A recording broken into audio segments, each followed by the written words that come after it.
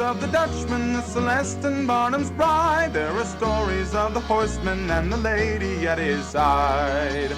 But the tale that chills my spirit more because I know it's true is the tale of Jamie Dawson and his crew. Yes, the tale of Dawson's Christian and her crew. Hello and welcome to the Remembrances Retreat mini-series, Lost Transmission. Stephen and Austin are your hosts, and I'm going to let them take it away. Hello. Hi. We're doing, I guess this is the first episode, so can't really say we did. We're doing a sort of mini-series of episodes focused on Battlefleet Gothic. The ships, the weapons, the tactics. We're going to go into a little bit of fluff, we'll go into a little bit of rules, and we're going to have a good time. Here's hoping. But hey, there's a pandemic going on. What else do we have to do? It's true. Anyway, yeah, so we're gonna talk today just about kind of a general overview of the different classes of ship, what they were used for in the Heresy, what we like to use them for in-game. And then if we do more of these, we'll probably start breaking down ships and weapons and all sorts of weird stuff. If anybody actually listens and asks us a question, we'll absolutely be happy to answer it. Between the two of us, we have pretty much everything GW or any of their representatives have ever written on the subject. And I at least been playing for a long time, so... No, I've been playing at least 2 days. It's true. I've got probably about 2 hours. Hey, Yeah, that's still... So, that's more than some people can say. yeah, so, there'll be somebody new on the cast, so if we start speaking in a foreign language, Jesse can say, "Hold up, guys, what the hell?" Yes. All right, so generally classes in Imperial fleets, and for the most part we're going to be sticking to Imperial fleets, as during the Heresy there was no Imperial fleet, Chaos fleet, both sets of what is generally considered to be those fleets were all combined in the Great Crusade's expeditionary fleets. Mm-hmm. So for all intents and purposes, everything is Imperial fleets. There are 4 general classes of ship to be found amongst the fleets of man. It is the battleship, the grand cruiser, and the escort. So where do you want to start? Small We'll start with work up, battleships. bigger work down. Battleships? It's everything small to large. Could be. No, we're sticking with battleships because battleships are awesome. It's true. They are the coolest. These are the things that really sink home that this is a galaxy-wide empire, right? Your battleships have crews of like 250,000 men and like fire off 200-foot-long torpedoes and be hit with 200-foot torpedoes like it is nothing. Yep, they're between 8 kilometers and 12 kilometers long, which is huge. Yeah. I don't know what that is in miles, but I don't know what that is in American, but I can do the math. Yeah, it's a lot. Shoot, I mean, it's about 7.5 miles. Is 12 kilometers. So between just under 5 and just over 7 miles long. Yeah. So if you live in a particularly tiny town, if you went from one end of a Retribution battleship to the other, you might no longer be in your tiny town.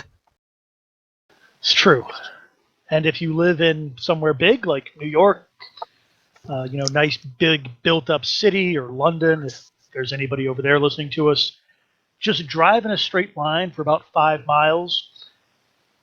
And these things are also wide, right? It's not just an 8-mile long or 5-mile long corridor.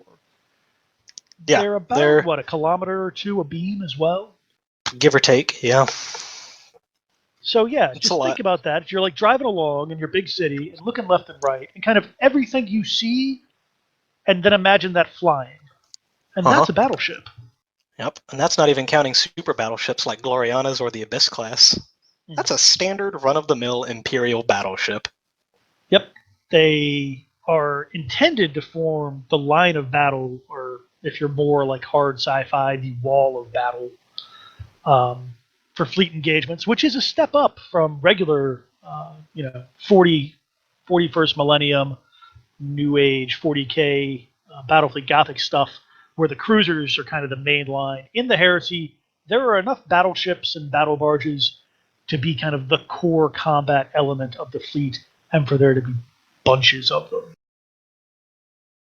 The Death Guard fleet that invades the Coronid Deeps, for instance, if you want to take a look at book number 6, it numbers over 14 battleships, which is a truly outrageous number of battleships if you're thinking of it in game terms. Most fleets in game terms only bring one battleship when they bring a battleship at all. Mm-hmm. And for example, in the Gothic sector, so Battlefleet Gothic, the original game, supposed to be one of the massive naval combats of like that millennia of 40K, had a grand total of 4 Imperial battleships for the whole sector. 4. So yeah, it gets a little crazy with Battlefleet Heresy and the Armada Imperialis, but it's great. Battle barges fall into this class as well, and in the same vein that Battlefleet Gothic only has 4 battleships, most chapters only have 1 battle barge. But here we have the Legions, which just have dozens of them. Yeah, I want to say, is it the Black Templars that have like 4, and they're just considered insanely wealthy about it? Yeah, you got more than one battle barge? 5, Ooh, yeah. You're fancy. You're first founding, second founding. Yep. Yeah. They're a big deal. Again, for all intents and purposes, all of these things, like when we refer to a battleship, just throw battle barge right on in there. For the Heresy, a battle barge is kind of a different thing than in the actual rules for Battlefleet Gothic. In Battlefleet Gothic, a battle barge is one specific type of ship that does, has one specific type of stats, maybe 2 different layouts to the hull. But in the Heresy, a battle barge is just any battleship-sized ship that Space Marines use. Yep. Quick question, guys. Yeah. If people wanted to follow along at home, what should they be looking at? We are in Book 3 right now. Extermination? Yes. Book 3, Extermination, page 15. Okay. Yeah, that has a lovely little rundown of the kind of overview stuff that we're talking about. As further context, if you want to go back and listen to a Heresy Grad School episode that is also pretty heavy naval-based, is Dave and Jason going through the Coronid Deeps. So, if you want to look at that. But under battleships are kind of a halfway point between cruisers, which are generally considered the quote-unquote workhorse ship of a Crusade fleet, but a little bigger than them, but smaller than a battleship, is this kind of wide variety, and no one really knows all the things that constitute this, but it's called a Grand Cruiser. They tend to be flagships for smaller fleets, and the ships themselves are, again, just heavier cruisers, or lighter battleships, if you like. Yeah, so like whereas a battleship traditionally, like in-game, will have 12 hull points, Grand Cruiser has like 10 to a cruiser's 8. All right, so they're right in between, and they're used for a whole bunch of different things. Generally, they're designed to kind of be able to do their own thing, whereas battleships are supposed to, either be the spearhead of a fleet or be part of a line of battleships just trashing the enemy. Grand Cruisers are supposed to be able to do things on their own, right? Or they're specifically designed to do one special thing really, really well. Yeah, they'll mount experimental weapons, they'll carry large amounts of troops, in effect being a miniature battle barge. They're supposed to go on real long patrols off by themselves. They'll sit in the back and they'll just pound the enemy with long-range guns. They've got all sorts of uses. Yeah, and these are also the things that would be like for a smaller expeditionary fleet that maybe only has 12, 20 ships in it. That'd be a Grand Cruisers would be in charge of that, rather than like a battleship or a battle barge. These are also kind of the biggest thing you'd expect a rogue trader to have in Heresy. The rogue traders militant, when they're real fancy, have grand cruisers, or what is also called a galleass of war, which isn't actually a thing in Battlefleet Gothic because it's like a grand cruiser sized ship, but instead of extra weapons, it has slightly less weapons than a cruiser, or maybe about the same, and just a shit ton of cargo space. Largely given over to transport, although they still have a whole shit ton of guns. Within context, the Exorcist Grand Cruiser out of the Battlefleet Gothic Armada book is probably the closest ship that we have in the original game that matches a galleass of war. What do we got after that is cruisers. And cruisers actually come in, much like Grand Cruisers, come in a much wider variety. Effectively, you have battle cruisers and heavy cruisers occupying the same displacement and tonnage and armaments. You have cruisers, which is just the catch-all for anything that has roughly 8 hull points in game terms, and can form up squadrons and support larger ships. And then under that, you have light cruisers, which are little baby cruisers. The Dauntless is probably the most famous light cruiser, but striker cruisers used by the legions also fall under this category. Yeah, and for scale, so we were saying that battleship is like 5 to 7 miles long. These guys are comparatively tiny. They go from about 4 kilometers to 6 kilometers, so about 2.5 miles to like 4.25 miles long. Your and drive again, to the grocery store in some they're cases. a kilometer and a half beam. They just like, these things are massive. Like, it's kind of hard to wrap your head around just quite what's going on here size-wise in Battlefleet Gothic. It takes a long time to figure it out. For example, the basic gunnery range, just 30 centimeters is kind of the standard range increment for guns. That's where things are doing good work. That's about the distance from Earth to the Moon. And to give you an idea, I guess actually for a size, if you take the largest ship at the time of its sinking, which was the Titanic, not that big of a deal. It's a ship. It went into the ocean. Cool. If even something cruiser-sized was to sink in orbit and hit the planet, it is an extinction-level event. It's comparable to the asteroid that killed the dinosaurs. Yeah, actually, that's a good way of putting it. In Void Stalker, the third Night Lord book, a striker cruiser strikes the planet after being scuttled in orbit, and continents away, the Night Lords can see a flash in the distance, and they know that that's the ship hitting the Earth and exploding. It's a bad time. It is a bad time.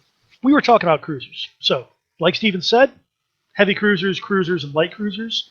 A cruiser in Battlefleet Gothic, the game, will be kind of your standard unit. Like, you'll almost always have at least a couple of just bog standard cruisers to go around doing the thing. And the reason tactical for that squad of space is they can do a little bit of everything. So in Battlefleet Gothic, there's kind of 4 main ways you kill your opponent. One is weapons batteries, which cover a whole range of weapons depending on the ship, from plasma guns that are the size of friggin' Titans to macro cannon that throw the equivalent of Volkswagen buses at like 0.9 C. Whole bunch of stuff. We'll get into that in a later episode, maybe. Then there are lances, which are your kind of standard giant laser. Torpedoes, which, as I said before, are about ICBM size, about 200 feet long. And attack craft, so your various like fighters and bombers and command carriers. A cruiser can have any or all of those in about any configuration you want. There's something for everybody. the way Battlefleet Gothic works is you have a cruiser, and then depending on the weapons it has, will give you the individual types of cruiser. Like, for example, the Lunar class, which is sort of the workhorse Imperial cruiser. They have 8 hull points standard, 6 torpedoes out the front, 2 lances to either side, and then a weapons battery on either side as well. That's a Lunar. Meanwhile, the Gothic class, or something like the Gothic class, all the same stats as the Lunar, but instead of weapons batteries, it has 2 more lances. So you can kind of play mix and match. Mm-hmm. And you can squadron them as well, which is generally the favored tactic for making sure that you have... Because you can't just hope to just chuck weapons batteries at a ship until it dies. It's a really inefficient way to do things. Same thing for lances. Although you can generally just bombard something with torpedoes until it stops existing. Most ships have some sort of variety in their armament. Like Austin said, the Gothic class, or the Lunar class, has weapons batteries and lances, which makes it a good, versatile ship killer, because it can pound with lances, and then it can or with weapons batteries, and then it's got the lances to kind of pick off those last couple of hull points to get a kill. Mm-hmm. Mm-hmm. Now, heavy cruisers are more or less exactly the same as regular cruisers. The big difference for the Imperial ones, though, is they'll generally have a couple of lances on top, which are normally also have a bit longer range weaponry. So kind of the standard weapons loadout, like let's take the Mars class battle cruiser. It has the exact same weapons as the Dictator class. They're both kind of carriers that have some weapons batteries attached. The difference is the Mars, the weapons batteries are about 15 centimeters longer range, and it's got some lances on top. And obviously is a bit more expensive for that. Now, light cruisers, completely different ships. Cruisers and heavy cruisers both only have 8 hull points. Light cruisers go down to 6 hull points. And some of them even go down to like 4. Their job there's some is real light cruisers. Yeah. They're generally less well armored than regular cruisers, and while cruisers in game are kind of the things that you want to just kind of go pound the other guy's ships, you don't want people shooting at your light cruisers, because they gonna die. That being said, they still have a crew of like 10 or 12,000. Like, they're still big ships. Yeah, even the smallest ships in this setting still dwarf any terrestrial vehicle on our planet today.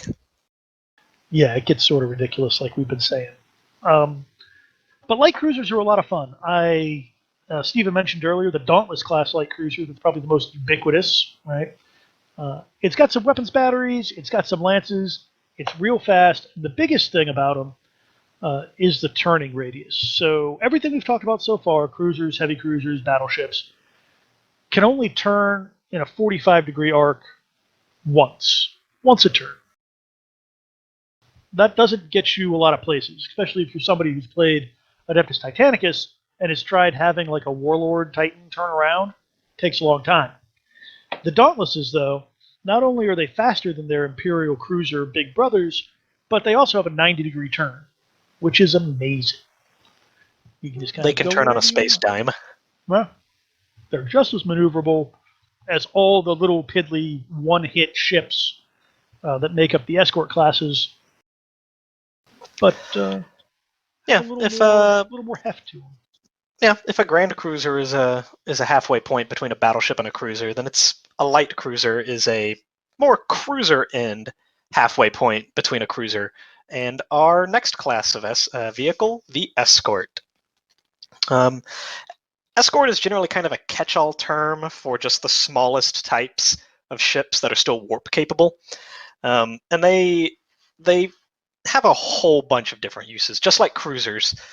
Some of them are little picket ships. Some of them are destroyers, which, despite being real small, pack a whole lot of firepower, and when squadroned up, are ship killers. You've got tiny little warp runners and fire ships that just run towards the enemy and explode. Anything that's not a cruiser Grand Cruiser or Battleship is probably an escort. Mm-hmm. Yeah, and so during the Heresy, like these are the tiny ones. They're normally like max end about 2 kilometers long. Small end, a little less than 1 kilometer, which again is still real big. But they die like flies when the big ships are out. Yeah, compared to a broadside from a Retribution class battleship, escorts are just going to disappear. Mm-hmm. Yeah, so like let's go back to that lunar, right? We said it had a couple of lances, it has 6 weapons batteries, it fires both of those off each side. It's real nasty. The sword class frigate, on the other hand, 4 weapons battery. That's it. That's all it has. And it's kind of well armed for an escort. And 1 hull point. And 1 hull point, which is really the important thing, is that most, like all your capital ships being anything that's not an escort, can take quite a pounding before they go down. Like, if you get down to a game where it's 1 cruiser versus 1 cruiser, just like parallel to each other and firing, that could take quite a while before one of them actually dies. Swap out for like escort on escort or escorts on cruiser, the escorts are going to be dropping like flies regardless. They almost always only have 1 shield. They always have 1 hull point. So 2 hits, that's it. Poof, gone. Yep. So why bring them? Well, it helps that they are super fast compared to their, and super hard to hit compared to their larger cousins. Escorts generally occupy the far right end of what's called the gunnery table, which if your lance battery is a giant laser, think of it like a rifle, your weapons batteries are closer to a shotgun. So the farther the farther away the target is, the less likely you are to actually do a whole bunch of damage to it, or at least the amount of damage that you want to do. Escorts are just ridiculously small where it comes to actually hitting them. Because again, as Austin said, 30 centimeters is roughly the standard engagement solution for a weapons battery, and it's the distance between the Earth and the Moon, give or take. You can't actually see your target at that distance. These battles are taking place outside of visual range, and you're shooting at signals and energy flares and shield signatures. So you kind of just have a general idea of where an escort is, and you're just blanketing the area with fire in the hope that you'll hit it. 9 times out of 10, you won't. Mm-hmm. But you only need that 1/10 of a time to make a frigate or a destroyer have a really bad day. And we all know that something that is only supposed to happen 10% of the time will happen 70% of the time. It's true. Statistics is a lie. It's all made up. Now, the other fun thing, so we talked about squadrons just like very briefly early on. Escorts always come in squadrons. You'll never be able to take just 1 escort because 1 escort is meaningless. So you'll take them between groups of 2 to 6, and you can mix and match, which is fun. So like, the sword, which I was saying, only has weapons batteries. Well, maybe you like some lances in there. Throw a couple of firestorms in the squadron, and suddenly, like, you have as much firepower as a battleship. And that can turn 90 degrees and is real fast and kind of hard to hit. The problem is that whereas a battleship, until it's been beat to crap, will fire at full strength the entire time, once you start taking losses in those escorts, the firepower starts going down because ships have been exploded. Exploding tends to have a negative effect on your outgoing firepower. Mm-hmm. Also, interestingly enough, so in Battlefleet Gothic, in the 41st millennium, escort crews are considered to be the most experienced because they're the ones that are doing the most work, right? In 40K, a battleship, is above a planet somewhere unless something that needs a battleship shows up, and then it goes out. So they might only fight in a big engagement a couple of times a year at best. Meanwhile, the destroyers and swords and all that are constantly rooting out pirates and escorting convoys and all sorts of stuff. Now, in the Heresy, that's almost exactly the opposite. The battleships and cruisers and the big boys are, at the forefront of the Great Crusade, and then later in the Horus Heresy, there's always a need for a squadron of battleships to be somewhere murdering people. They're always doing work and always in the fight. Whereas escorts, they got a real low life expectancy in a big fight. So even though they're not there long enough to really gain experience from it.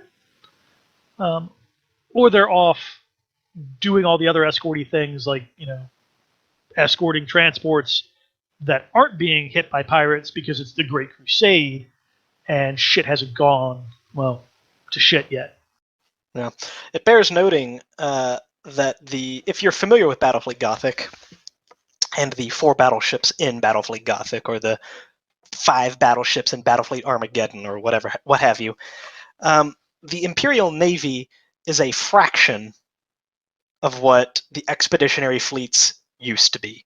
And that's because prior to this time, during the Great Crusade, these giant ships were going out and doing cool giant ship stuff, and they would fight alien ships. They'd fight orcs, they'd fight Eldar, they'd fight Thrall, whatever. But for the most part, until the Heresy, the idea that vessels this big would have to fight each other was almost unheard of. And how to do it kind of had to be developed in the moment, and a whole lot of ships exploded while they were figuring it out. Yeah, that's a good point. The Imperium, just like the Imperium never really had to fight anything as nasty as a Space Marine on an individual basis, so too did it very, very rarely have to fight anything like, hey, this 7-mile-long ship in space. So they were just going through and wrecking face, and then the Heresy breaks out, and suddenly these tactics, which were specifically designed for, I have 10 of the biggest, nastiest things ever to exist, so I'm just going to run at the enemy with them because they can't possibly stand against me, doesn't work because the enemy also has 10 of them, and by the end of the fight, there is one of them where there used to be 20. Yeah. And there was something I was going to say as an addition to that, and it completely left my head. But it was largely that. Yeah. The idea that anyone would have to fight a battleship that's 24 miles long was just what? Yeah. Oh, I know what it was. It was the fact that, like Austin said, they kind of just run at things previously because there was nothing even comparable in size. Like a lot of pre-compliant human civilizations, their quote-unquote battleships, space dreadnoughts, whatever you want to call them, were escort-sized. Yeah, So when a trader battle barge or a trader heavy cruiser shows up in orbit around a loyal system, they have no means of defense except another battle barge or another heavy cruiser. So it definitely stood to reason that these things are just dropping like flies, exploding in the most pretty explosions you've ever seen, because when 2 things meet, one of them has to die. It's true. Assuming they're not on the same side. Yeah, I mean, to put it into perspective, we'll go to the ever fun Star Wars to 40K comparison. An Imperial Star Destroyer from Star Wars is 1,600 meters long, which makes it about 1.5 kilometers, which means it is right in the mid-range of escorts in the Imperial Navy. Yeah, so and those things are supposed to be planet killers. Yeah, so even a pretty put-together human empire that might have, a couple of systems or a couple dozen systems, and these great technological monstrosities, is just getting the shit kicked out of it the second the battleship squadron shows up. They wouldn't need to be fancier than run at things and kill them. It's true. Tactics are for people that don't have overwhelming superiority. You don't believe me?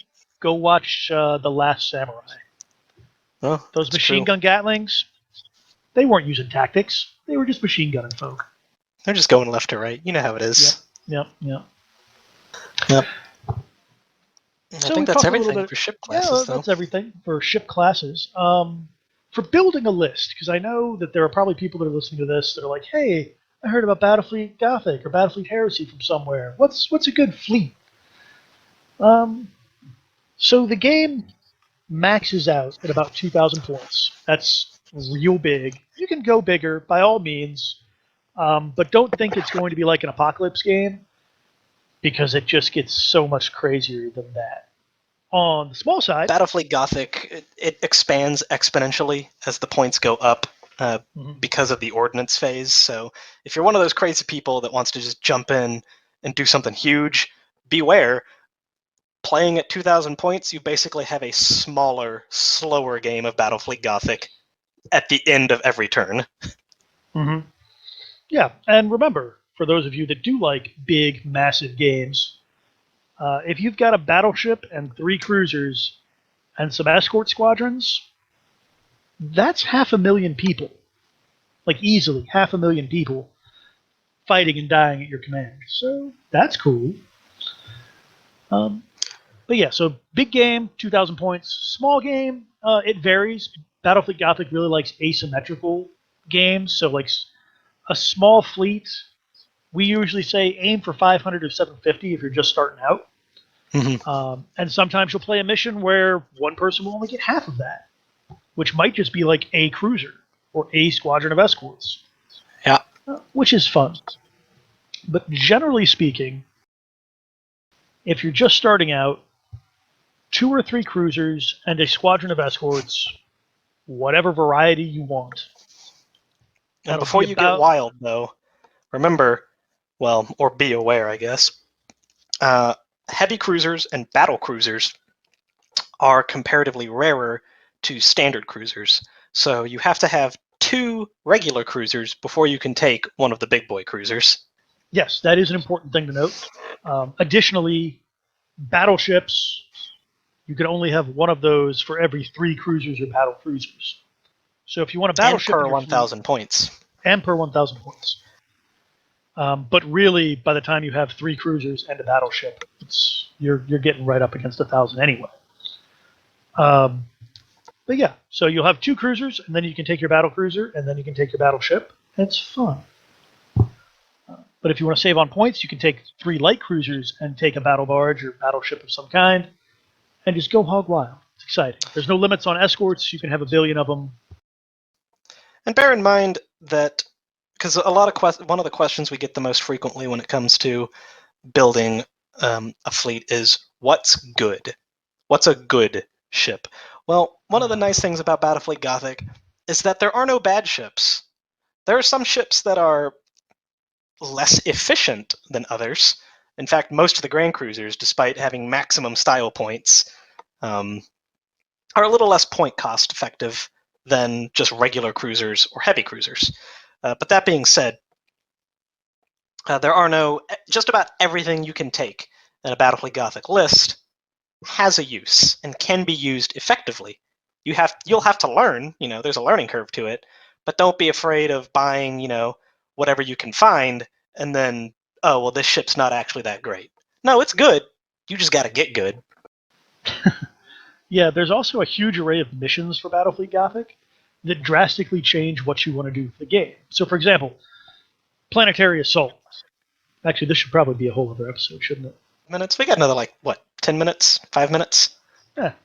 So just briefly then, you can have a mission like Planetary Assault, which is essentially a battering ram, right?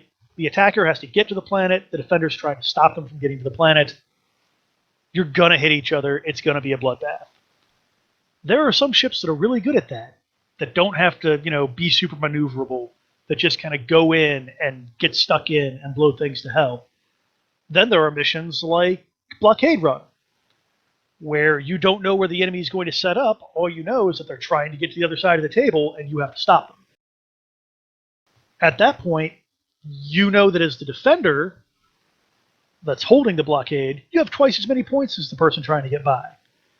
So you don't really need to have a big nasty battleship that'll just murder anything one-on-one. You want something that's fast that can get to wherever the enemy happens to be trying to run. So, yeah, there are some ships that aren't technically as good for points as others, but that'll change mission to mission. Something else to think of. Yep. You could take a big, huge Styx class carrier in like Planetary Assault or Exterminatus, but it's not gonna be as effective as it might be in fleet engagement, where it's 2 lines meeting, and now you have to pull out all the tricks. Yeah. So yeah, just get whatever makes you happy. That's our goal.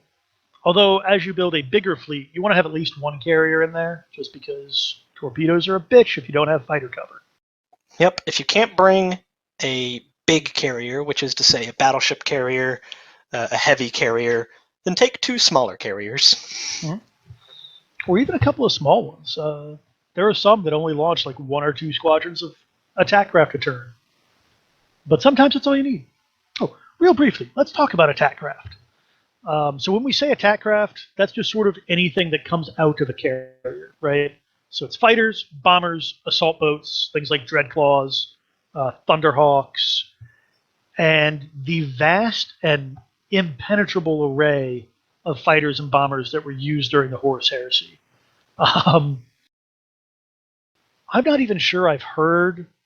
So in Battlefleet Gothic, the game, and in 40K, there's the Fury Interceptor, the Starhawk Bomber for the Imperials, and then the Doomfire Bomber and Swift Death Fighter for Chaos. That's what everybody uses. Go. I'm not sure I've heard any of those names in Battlefleet in the Horus Heresy. No, they're just kind of generally... Path of Heaven has some fighters, but they're Xiphons. Yeah. And those are launched from an Astartes strike cruiser. Yeah, and a couple of other, like, there's been mentions of fighters and bombers. They just haven't been what, like me as a longtime Battlefleet Gothic player, think of as like the iconic attack craft. Yeah, nothing that we're familiar with. Yeah, because they get crazy. Like, you have a Xiphon. That's, everybody knows what a Xiphon is. It's a fun Space Marine fighter. But they get kind of crazy. Like a Fury Interceptor, which is the standard fighter for 40K, has a crew of, I want to say, 4, and have tons of las cannon and all that, and they're just like launched by the dozen into the void, and they're roughly the size of like bigger than a Marauder bomber. And then the Starhawk bomber is so big it's got like a couple of bunks and like a toilet because they could be out for like a day or two conducting. Yeah, it's bigger. It's a Starhawk bomber is bigger than any spacecraft currently ever used by humanity. Yeah, gets crazy. And then the assault boats, Dreadclaws, stuff that just hits the enemy, dumps out 100 screaming mortals or a squad of Space Marines, and conducts hit-and-run attacks to try and shut down enemy weapons. And we like them. We're definitely going to talk about them more later, but that's just when we say attack craft. Indeed. That's what we mean. If we say ordnance, that also encompasses torpedoes, because turrets, which are the quote-unquote small weapons... Yeah, they're still Icarus las cannons. Yeah, Icarus las cannons are like the low end of that. The turrets are firing at attack craft and bombers, and torpedoes, and that's all ordnance. Mm-hmm. And we'll get into more of that in detail with later episodes. We'll probably have an entire episode devoted just to ordnance and all the fun things that go along with that. Mm-hmm. I do love me some carriers. Yeah. Oh, I know. Carriers and torpedoes. They win games. They win wars.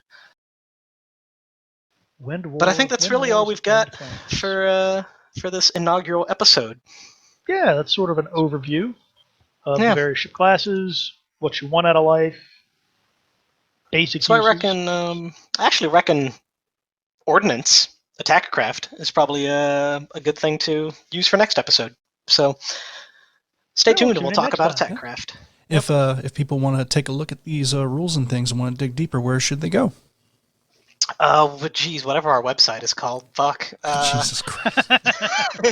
RR30K.com. All right, let me start that over. We're going to cut that out. Make a note. We'll edit this part out. Steven dropped a ball. If you're interested. All right, RR30K.com / Battlefleet Heresy Compendium. Yep. There you'll find all the rules that we use here to play Horus Heresy Battlefleet Gothic. And you can leave comments. You can follow us on Facebook and Twitter at RR30K Podcast, on Instagram at Remembrancers/Retreat. And so if you have a question, you can actually call us and leave a voice message. 1929 Heresy 1 on the Google voicemail. Yep. If you want to use all the modern marvels of technology while NurgleCon is in full swing. All right. But this has been Lost Transmissions. The pilot. The pilot. And no pun intended. But I guess we'll see y'all. That's better. Steersman episode. I guess we'll see y'all next time. And as Jesse usually says, keep those dice rolling. No, you need a new one. Oh God, no! Why can't I just ride on your coattails? Fly high, boys. All right, Well, you better find something better than that. Good It's just going to hunting. stick that way. Good hunting. Yeah, that should have been foremost on my mind. Yeah, Yep. should have been. Here Good we hunting, are. listeners. Good hunting.